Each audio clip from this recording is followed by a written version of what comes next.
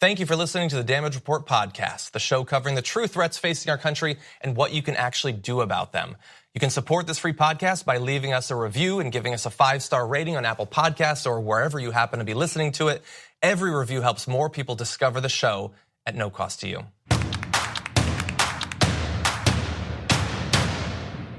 Oh, it's Friday, thank God. I think we could all use a weekend. Me, Brett here, Brett Erlich's in the studio, he'll be co-hosting the show with me. More than likely the vast majority of you watching at home. The country needs to heal, not just after the week of news that we've had, but also the primaries, which were a little bit tough. The New York's primaries that we covered yesterday. Some high profile losses of very good candidates, including Cynthia Nixon, as well as candidates that we had interviewed in the past few months on this show, Zephyr Teachout and Jumaane Williams as well. There were a number of awesome wins too, don't get me wrong, but those losses do hurt. And we are now past the primary season at the very least, and it seems, knock on acrylic table, that the general election in less than 2 months will be good. But we won't know that for a while, and a lot can happen in the meantime, which I'm sure you're well aware of if you've been living in America or listening to this program. But anyway, Brett Erlich is here. Very excited to have you here, Brett. I'm so excited to be here. I'm also excited about the Happy Half Hour, which will be airing today on the Young Turks YouTube TV channel. We had an amazing guest, M. Schultz, came on to talk about all the good news, and we broke out milkshakes, because you don't have to drink to have a good time, John. I do have to drink milkshakes to have a good time. And those videos will be appearing on the Young Turks main channel. They will. The ones that make sense. The ones about, like, this kid sent out he had an idea in high school that just became the preeminent mechanism by which they hope to clean up the Pacific garbage patch. What do you know? This was the idea of a high school student in the Netherlands, and now it's coming to reality. Check out that. We break out the good stuff on the Happy Half Hour Q intro. And you're also going to want to see what's not trending on Netflix. Yeah, we didn't do the voiceover, so don't tell people about that much better title than movies that are somehow on Netflix. Yeah, there's the stuff they push on Netflix. Then there's the stuff you can find if you look around a little bit on Netflix. And then there's the stuff Brett found. Yeah. That's somehow on Netflix. Somehow. Home videos I took are on Netflix. I didn't get paid. Yeah, I watched them. Okay, there's so much that we have to get to. We have breaking news on Brett Kavanaugh, information. Paul Manafort, this is a story that's developing very fast. We're gonna end the show with This Week I Learned, as we always do. We'll be debuting a new segment, Garbage People, a little bit later on in the day. And really awesome, we have 2 guests coming on to break down the future of Roe v. Wade as we're talking about Brett Kavanaugh. Very significant information coming there, both from the point of view of Planned Parenthood, also a constitutional scholar a little bit later on in the show. So stick around for those. But we're going to jump right into Brett Kavanaugh. We had been prepared yesterday to tell you about the fact that Dianne Feinstein allegedly had a letter from a woman alleging that Brett Kavanaugh had committed some kind of sexual misconduct back in high school. Now, as of yesterday or 2 days ago, she didn't seem to want anyone to actually see that letter, Dianne Feinstein. She wasn't sharing it. But now someone has gotten access to some of the information in the letter. That is Ronan Farrow, who can get everything. He knows your secrets. He knows everything you've done and the things you did last summer. So here's some of the information coming out of this letter and why it might be important for the future of Brett Kavanaugh's nomination. The woman identified in the letter, we don't know her identity, first approached Democratic lawmakers in July, shortly after Trump nominated Kavanaugh. The allegation in the letter dates back to the early 1980s when Kavanaugh was a high school student at Georgetown Preparatory School in Bethesda, Maryland, and the woman attended a nearby high school. In the letter, she alleged that during an encounter at a party, Kavanaugh held her down and that he attempted to force himself on her. She claimed in the letter that Kavanaugh and a classmate of his, both of whom had been drinking, turned up music that was playing in the room to conceal the sound of her protests, and that Kavanaugh covered her mouth with his hand. She was able to free herself and escape the situation. Although the alleged incident took place decades ago and the 3 individuals involved were minors, the woman said that the memory had been a source of ongoing distress for her and that she had sought psychological treatment as a result. Brett Kavanaugh denies these allegations, of course.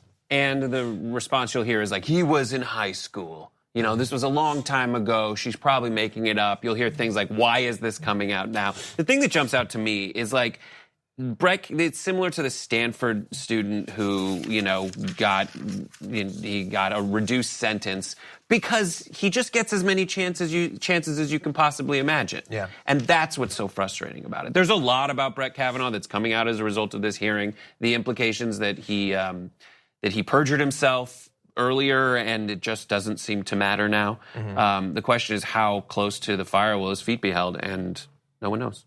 Yeah, the thing is, if this is going to matter, if any of this is going to matter, and we've done, I don't know how many different videos about Brett Kavanaugh, it is only if we push for it, because the Republicans in government, they can taste that conservative majority in the Supreme Court that could last for theoretically decades.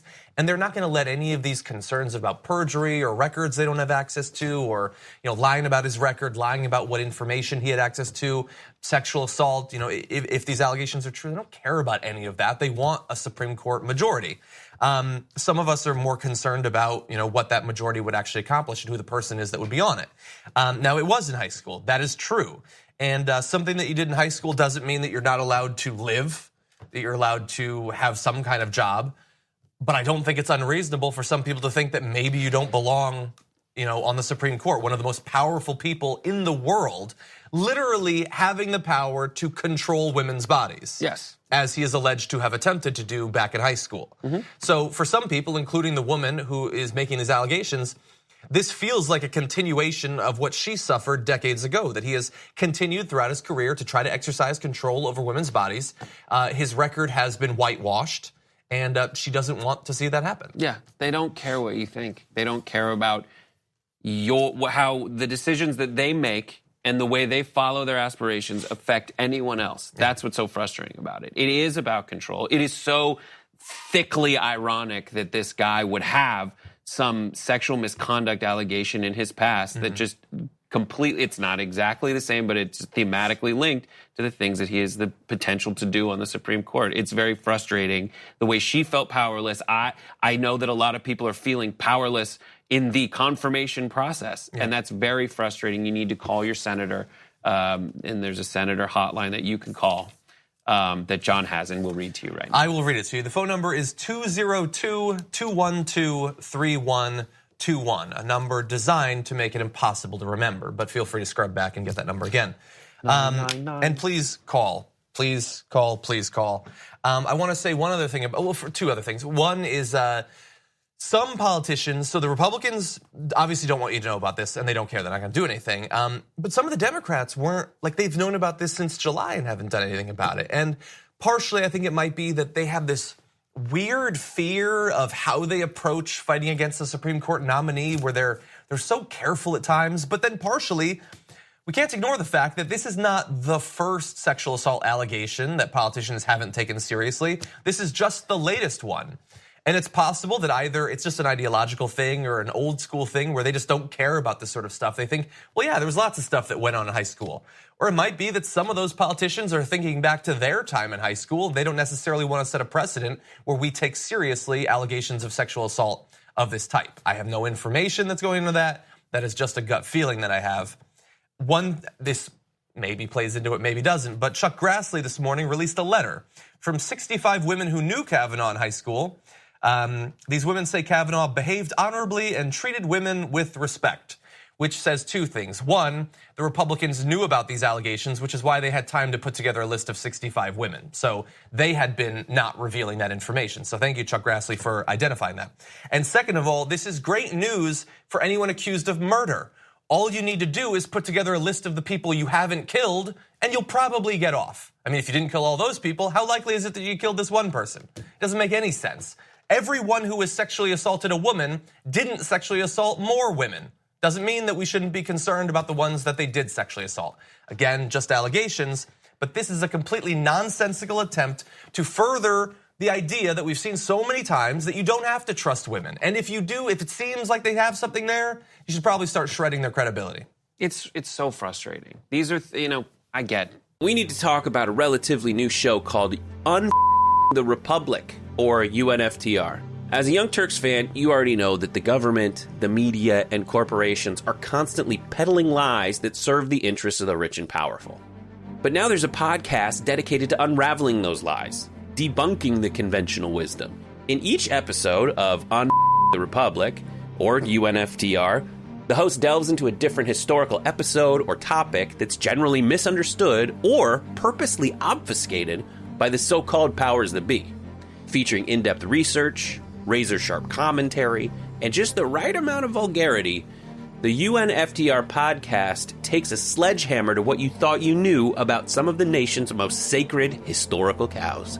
But don't just take my word for it. The New York Times described UNFTR as consistently compelling and educational, aiming to challenge conventional wisdom and upend the historical narratives that were taught in school.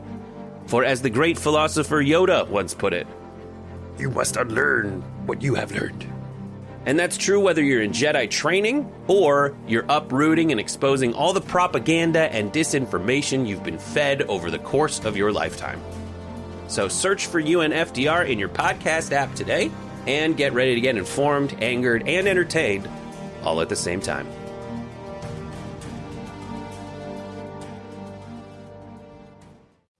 I get his pushback. It is stupid. It is ridiculous. It's easy to chalk up. But like, even if you're going by like rules, there's evidence out there that Kavanaugh lied to get an appellate court to push to further the Bush agenda. Mm-hmm. He lied about having access to documents. It has been proven since he made his statements that he did have access to those stolen documents from the Democrats. Yeah. And that's where I just want to ram my head against the wall. But there is that number, 202-212-3121. That's true. Just if you can memorize any sequence of numbers from 0 to 3, that's the perfect number. That's the one to do. Yeah. And if you're dialing a 4, it's the wrong number. You've gone too far. Yeah. You need to come back. Welcome back to the Damage Report, everybody. I'm John Iadarola. Brett Erlich joining me on the show today. If you're just tuning in, wanted to give you an update for next week, actually. We are going to have a slight time change to the show. If you watch it live, starting next Monday, the show will be live from 10 a.m. to 11 a.m. That's Pacific time, 1 p.m. to 2 p.m. Eastern time? 1 p.m. to 7 p.m. It's weird how, like, on the East Coast, the show is slower. The rotation of the Earth. So 10 a.m. Pacific, 1 p.m.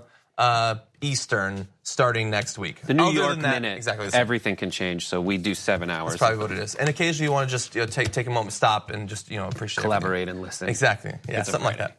Okay, so let's turn now to Paul Manafort and move away from that nonsense. Paul Manafort already was convicted of many charges, was facing a second trial coming up soon. That now looks like it's not going to happen because Paul Manafort has reached a deal with Robert Mueller's office. He's going to plead guilty to 2 charges, 1 count of conspiracy against the U.S. and 1 count of conspiracy to obstruct justice due to attempts to tamper with witnesses. That will add on to the, I believe, 9 counts he's already been convicted of. Prosecutors will, as a result of that, drop the 5 remaining charges against him, including money laundering, tax fraud, failing to disclose foreign bank accounts, violating federal foreign lobbying law, and lying to the Department of Justice. But the court filing suggests that he does admit that he did those things, but he's got this deal, so he's not going to actually face those charges. And important to note that Donald Trump is not mentioned in Friday's filing, nor is Manafort's role in his campaign. So that is the information we had relatively early today. Yes. But then, breaking news, dramatic news. Mueller prosecutors agree, it's so breaking that there's typos. Agreement with Manafort, a cooperation agreement, a 17-page agreement of cooperation. It is not clear yet what sort of cooperation that agreement will actually entail. And so it is possible that this will not go into the campaign or into Russia, more than it already has with Manafort. We don't know right now, but there is going to be a bit more flipping going on. And it's so difficult to know the extent to which he'll cooperate and what he'll cooperate on, and the extent to which people who have cooperated in the past, who have decided that they will take the deal, what they have done, what they have said. And so we still know so little. And will we ever know? Will it ever come to light what Manafort shared about Trump or anything? Because I wonder what it looked like in his mind when he was considering whether or not to take a plea deal. Yeah. Like what? Because it seemed for the original trial, he was either relying on a pardon or he was in such deep doo-doo with people he was afraid of that he decided there was no reason for him to take the plea deal. Now, with him taking the plea deal, to me, it seems like, well, he wasn't as afraid, or he's definitely not going to talk on whatever charges were brought in the original case. But it just remains to be seen. What do you make of this, John? Well, I do feel like we don't know that he actually knows anything aside from all of the many crimes that he's committed. Obviously, he's one of the biggest criminals around. But does he know anything about Donald Trump? We don't know. And this doesn't necessarily bring us closer to that. It might be bringing us closer to that.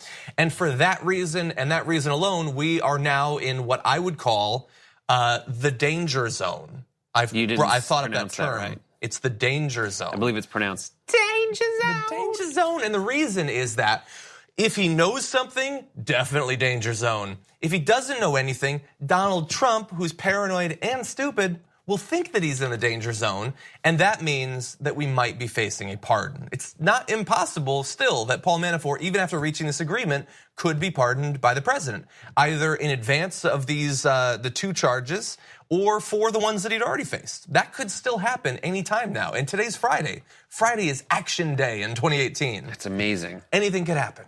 Anything, except reasonable stuff or good stuff. And this is, but then again, we're covering this story. We are quasi-leading with it, but this is the weekend of the hurricane. That's true. So this is a good time on a Friday of a hurricane to do this kind of stuff. And if I looked at Trump's Twitter, on a normal day, in a normal case, Trump would present us with an avalanche, a veritable hurricane of his own of, that guy he's a stoolie, he's a rat, he's a turncoat.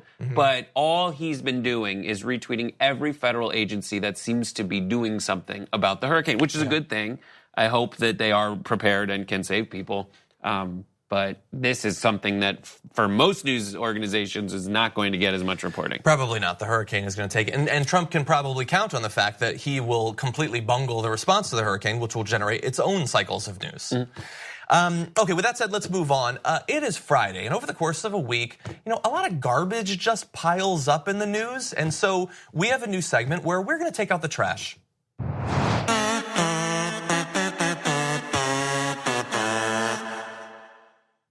I didn't know what was going to happen. He just kept on walking with that trash. Sorry if you can't see that if you're on the podcast, but we've got a little bit of garbage of our own, and I don't know for sure what's in here, but I'm curious because every week you get a different mix, and we've got. Oh yeah, you might recognize Tomi Lahren. We talked about Tomi Lahren earlier this week when on 9/11 she decided to use her social media platform, her huge reach and audience, to commemorate the attacks on 9/11 by attacking NFL protesters. So we already talked about that, but she also tweeted this: illegal alien, illegal alien, illegal alien. Americans come first in our own country, period. Illegal alien, illegal alien, illegal alien. And I love it anytime a Republican capitalizes illegal alien more than they capitalize America. I know, right? That's amazing. Maybe it's an acronym like MAGA. Maybe. Or maybe she was being robbed by a space alien. At that time. At the time, and just Siri was activated. Illegal alien, illegal alien. That's another option, because I like to give Tomi Lahren the benefit of the doubt. Exactly. In any situation. And we do know that observatory in New Mexico was shut down by the FBI. Illegal aliens, maybe? Aliens everywhere. It's so bad. Those are the ones. Like, I have random tweets that I put out there that are like my observations of random things. She doesn't, like, for her, that is the random observation that, like, when in doubt, when I don't have anything specific to say about any, like, specific news item, she'll just look at probably a bulletin board of, like, buzzwords and just be like, that's the one I'll do. People don't say illegal alien enough. I'm going to drop this one because it's been 2 hours. She likes the word illegal alien. She knows that undocumented immigrant is what you're supposed to say, but that's not offensive enough. And so she has to just shout it. And I want you to just ponder at home. This is a little bit of your homework for the weekend. What is the difference between that tweet and if she had tweeted full caps, I hate black people, I hate black people, I hate black people? Is there really anything different in terms of what she's revealing about what she thinks about people in America? I don't think that's different. It's weirder.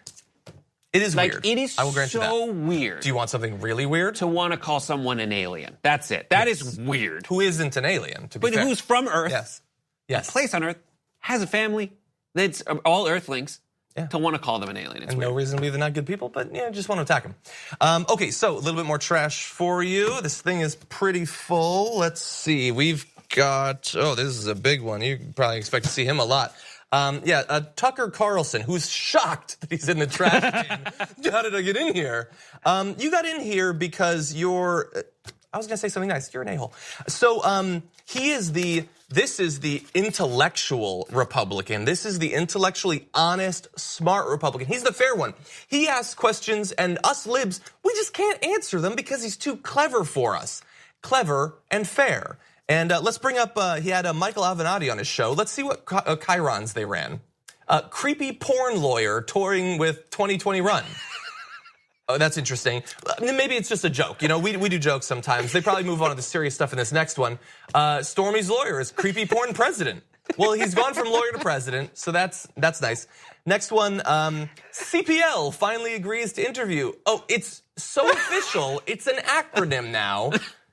This is the intellectually honest debater who can shred you with facts and logic. Creepy porn lawyer. Garbage person. I don't hate it. Okay, well, we do jokes too, but his is not a comedy show, okay? The difference is, for those listening to the podcast, that you should rate 5 stars right now, he's on the show. Yeah, he's right there. He's not talking about, and running B-roll of Avenatti. This is Avenatti on the screen, and under him it says creepy porn lawyer. It is very weird, and look, Tucker Carlson is a genuinely horrible garbage person. Yes. And the media hasn't caught up on that yet. He's still like, well, he does the 8 o'clock show. Serious, reputable person. No, he's not. Garbage person. But we have one more piece of garbage, and this is perhaps our equivalent of Oscar the Grouch. This is king of trash, Donald Trump, who doesn't mind being in there. He's a little bit happy. So why is he a garbage person? Well, he's a garbage person for what he did yesterday when he said that the 3,000 people who died in Hurricane Maria in Puerto Rico, it's a big lie. It's a big Democratic plot to make him look bad. Don't worry about those numbers. People who are concerned about disaster response, don't worry about that.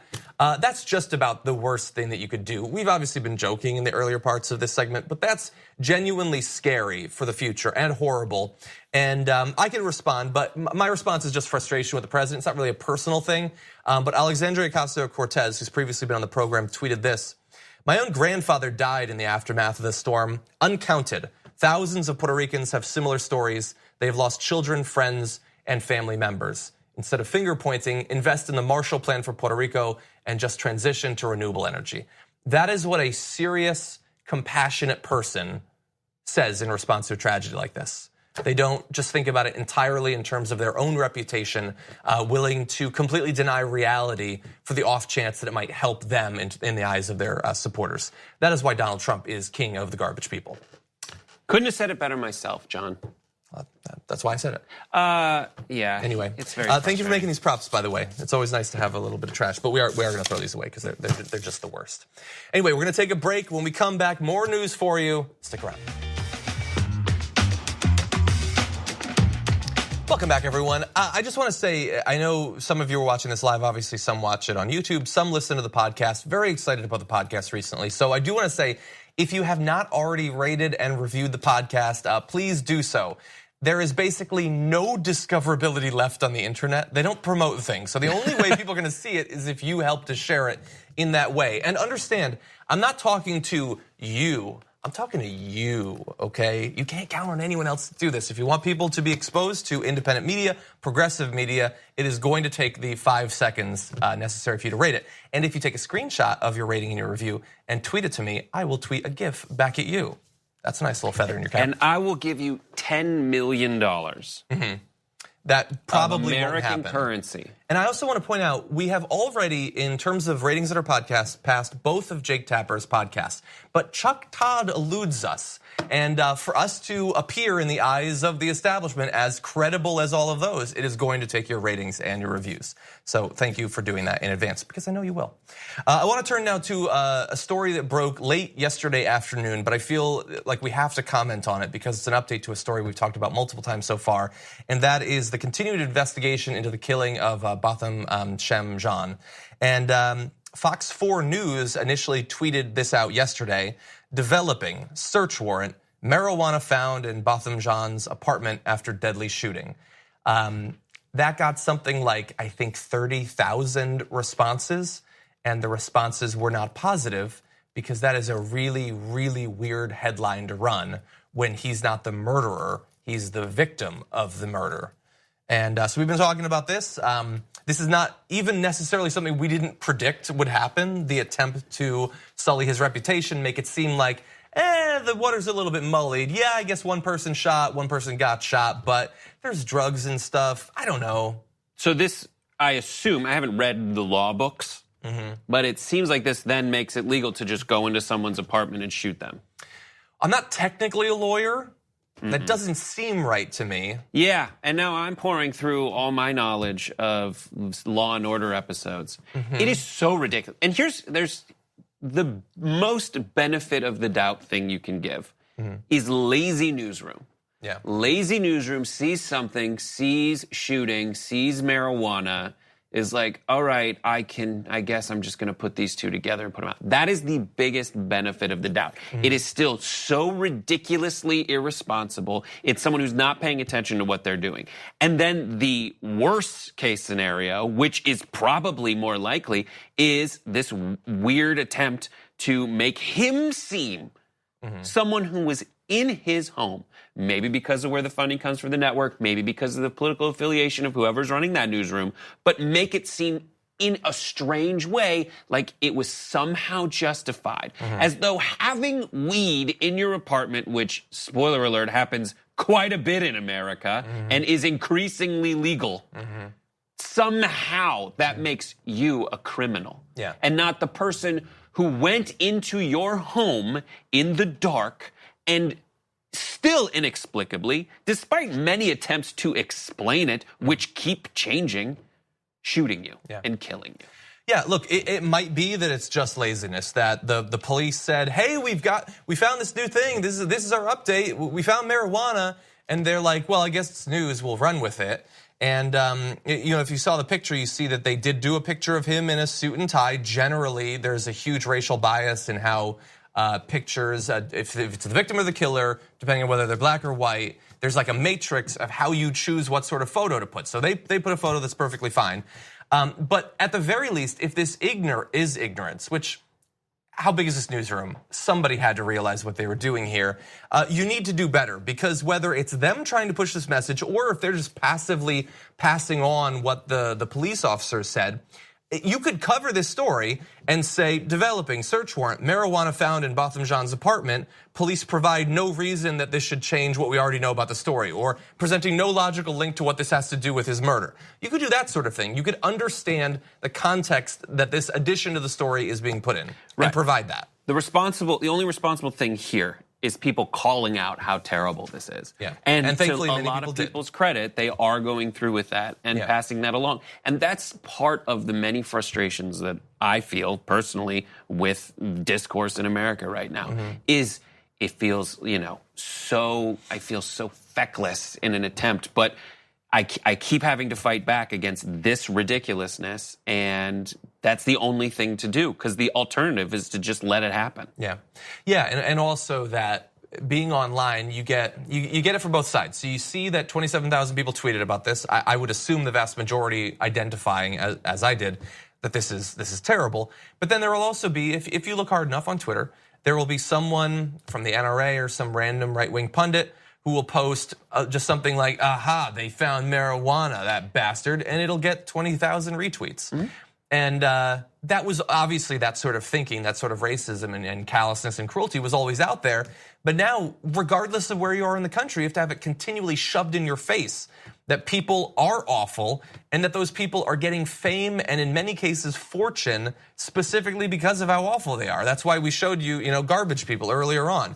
Those people are making bank for being terrible. That's disheartening. Martin Luther King that said, I saw this recently. I need to do more research. But it's rugged individualism for the poor and socialism for the rich, essentially. Yeah, exactly. It's frustrating. Yeah, it works well for them. Okay, I want to talk about a story that we tried to get to yesterday, unfortunately didn't have time for, and that is the future of QAnon on Reddit. Now, if you're not familiar with QAnon, please don't listen to the rest of this because I want you to be blissfully ignorant of this ridiculous conspiracy theory. It is the idea that someone working inside of the government named Q anonymously on the internet is spreading information about how Donald Trump is working to eliminate a cabal of Republicans and Democrats who have controlled the government for decades or possibly hundreds of years, something pedophiles, I don't know, and pizza pedophiles. There's pizza pedophiles, and basically everything terrible. Jewish people are probably involved in lizards. They control everything, and Donald Trump is finally going to destroy this thing in something they're calling the storm. And they believe that clues are being dropped about this from this person who's in the know in government. Okay, that's one theory. The biggest subreddit on Reddit, and this is a big place where this theory has been discussed and spread, has been shut down. And by the way, /r/Great Awakening, the largest one, had 71,000 subscribers, making over 10,000 comments on average every day, to give you an idea of how mainstream this insanity had come. They also shut down 17 others, including Biblical Q and Quincels, which I believe is the Q subreddit for incels. Why isn't it biblical? Yeah, that would be better. Biblical Q.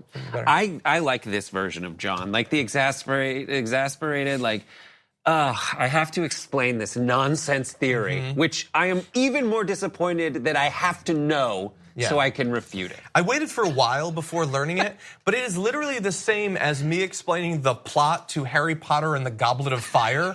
It's just nonsense, except at least Goblet of Fire was an awesome book and marked a turn towards a more adult Harry Potter that I really enjoyed as I started to age. It's ridiculous. Not gone, by the way. It's gone on Reddit. It's still going to exist on all sorts of other places. So enjoy more Q posters and T-shirts at Trump rallies. Okay, quick break, come back, lots more to get to.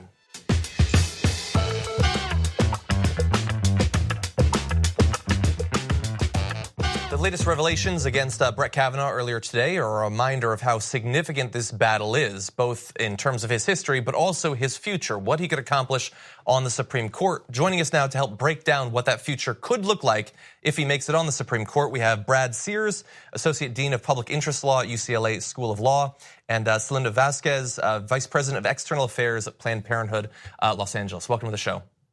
Thank you. Thank you. Thanks for having us. It's great to have you here. So there's a lot to get to, obviously, but I want to start with sort of the most important part of this, I think. So Celinda, I'll ask you, from the point of view of both yourself, of Planned Parenthood, how great do you consider the threat to the future of Roe v. Wade if Brett Kavanaugh makes it onto the Supreme Court? The threat is enormous. We are really seeing the ramifications of a nomination like this in many ways. I was just sharing with my colleagues that I just turned 43 years old this week. And my whole lifetime, I've known that I've had a right to access safe and legal abortion. And it's really scary to think that my daughter, who just turned 6, may not have the same rights that I have had my entire life. And for the women that do seek services at Planned Parenthood health centers, the threat is very real. And that's why we're fighting. We're fighting for our rights. We're fighting for our health care. We're fighting for our just basic need to have access to health care. Yeah, it reminds me, one of the early defenses of him is that he's a good family man. He drives his kids to soccer practice and all that. Look, there's his very, very cute daughter. And my immediate thought was who he wants to have less rights than her mom when she grows up. And we're supposed to ignore that because they all look very well put together. Brad, I want to ask you about this because he says that he considers Roe settled law. But we know, thanks to an email that was unearthed, he had previously talked about the possibility of it being overturned. How likely is a full overturn in the Supreme Court? And if that were to happen, how would that go down?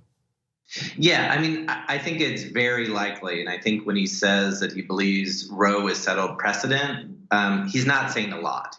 Every Supreme Court decision that's been decided is precedent. And he had 12 times during the hearing to kind of clarify what he meant by that and to support women's rights and women's health. And he chose not to do that at any single one of those times. What we do know is that Trump had a litmus test, which he presumably has passed, which is to overturn Roe versus Wade.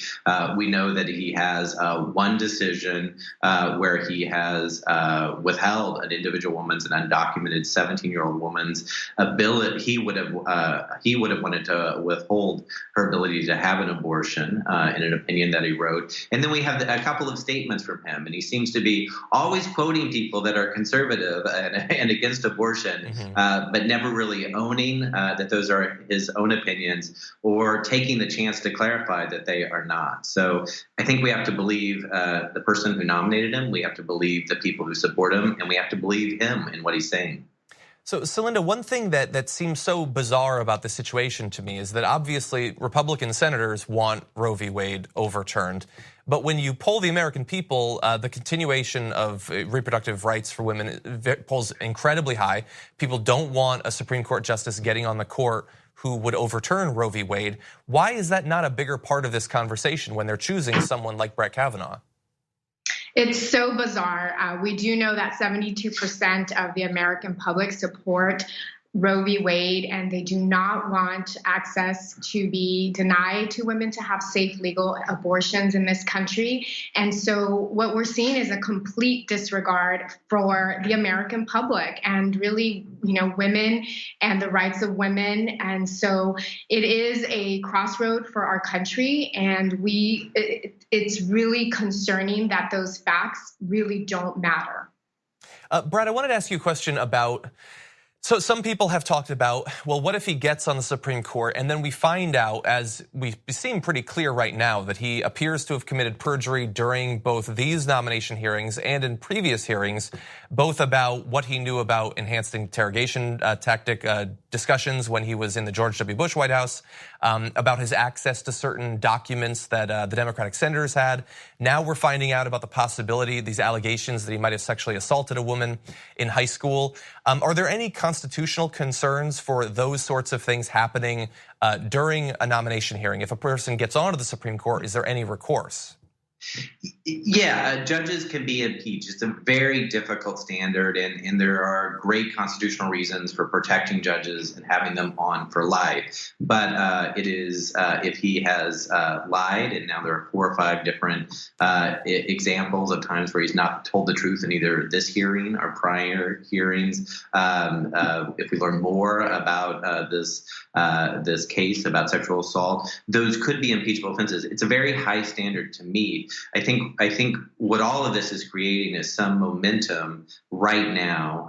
And so I think instead of thinking ahead about possible impeachment, thinking about what more people can do and what more information we can receive in the next week before the Judiciary Committee votes is really important for everyone to weigh in and to support senators in getting more information. Well, I'm glad that you transitioned to that, because I did want to ask you, Celinda, obviously Planned Parenthood, not a fan at all of Brett Kavanaugh. What can people actually do between now and when that vote will actually happen to try to decrease the chances he makes it onto the court? People can call their senators right now. We have a few days, and we are putting the pressure on the senators to understand the real impact that this vote will have on real women's lives, on all of our lives. And we are routing people to a hotline where they can call. Well, it's not a hotline, it's a 202 number, but they can call, and Planned Parenthood Action Fund will route their calls to their senators. And that number is 202-224-3121. That's 202-224-3121. Or you can go online to dearsenators.org and you can share your story about why this vote is so important. And what we're seeing right now is that many people are mobilizing. We absolutely have the ability to stop this nomination, but we cannot accept that this will happen. We can call our senators. We can continue to really share our true stories about abortions or access to reproductive health care. And we know in the recent few weeks, we've been hearing from so many women in this country that have either had an abortion or know someone that's had an abortion and would like to fight for the rights to choose. Well, I want to thank you, Brad Sears, UCLA School of Law, Celinda Vázquez of Planned Parenthood Los Angeles, for joining us and both making clear why this is such an important fight, but also what people can do to try to get involved. Thank you. Thanks a lot for having us. We're going to take one more quick break. We're going to end the week as we always do. What, if anything, have we learned after this?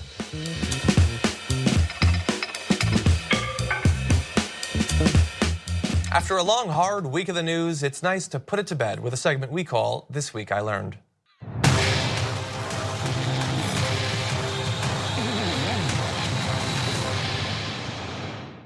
Worth it. Just fires you up, that intro, huh? Worth it. If you didn't see that, if you just heard it, I pity you. No, anyway. Okay, My brain explodes. We learned some things, but more importantly, you all learned some things, and you tweeted them to us at hashtag TWIL, which also is something I think with Disney, Japan. I don't know.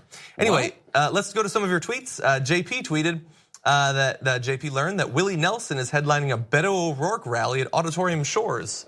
I believe that's in Austin. And I also have heard that Willie Nelson apparently has never done a political concert before. So good. I find hard to believe, but imagine being the guy who gets him after decades to do a political concert. So good. Willie Nelson's just like into it now. He always was. I'm just so happy for him. I'm happy. There's all these like things online, like people are abandoning Willie Nelson. That means you were never a Willie Nelson fan. If a concert at a political rally for someone who is Beto O'Rourke, come on, he's a rock star himself. He played music. I don't consider myself a Willie Nelson fan. Get out. I mean, I like him fine. I don't dislike him. I just don't listen to his music. But imagine you have to choose, Texas. Are you with Willie Nelson or are you with Ted Cruz? That should not be that difficult. Colleen Williams learned that New York State's elections process is corrupted, although she had learned that earlier also.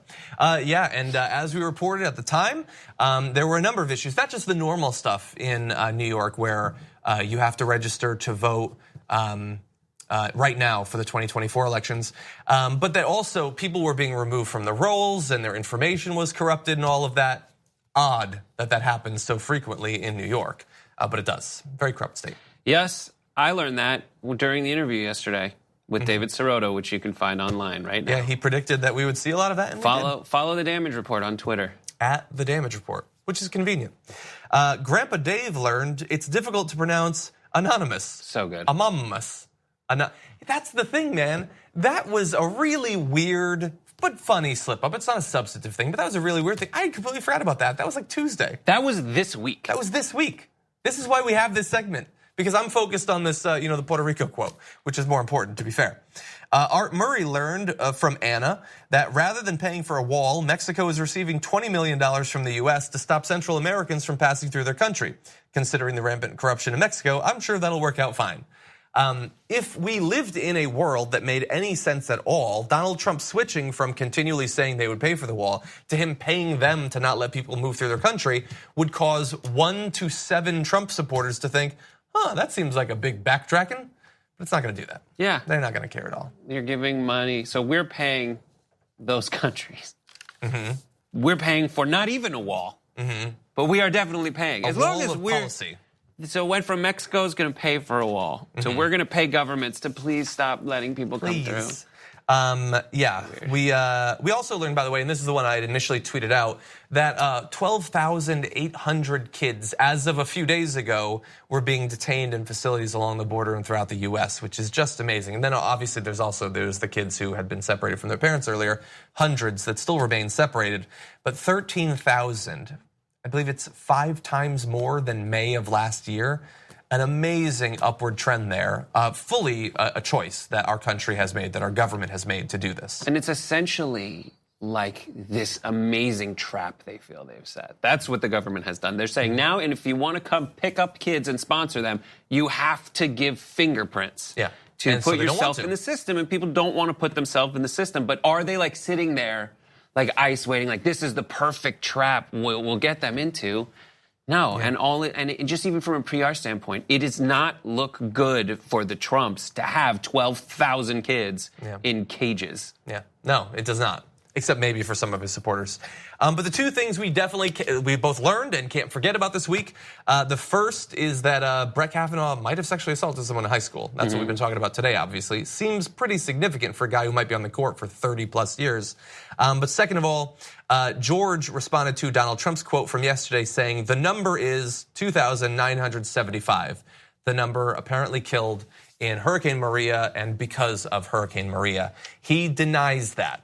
Now that makes very clear whose side he's on, but we can't forget how he made that clear. By the way, AP learned he has no empathy, no shame. But to be fair, we already knew that one. Brett, thank you so much for joining on the show today. Thank you for watching all week. We will see you next Monday at 10 instead of 9.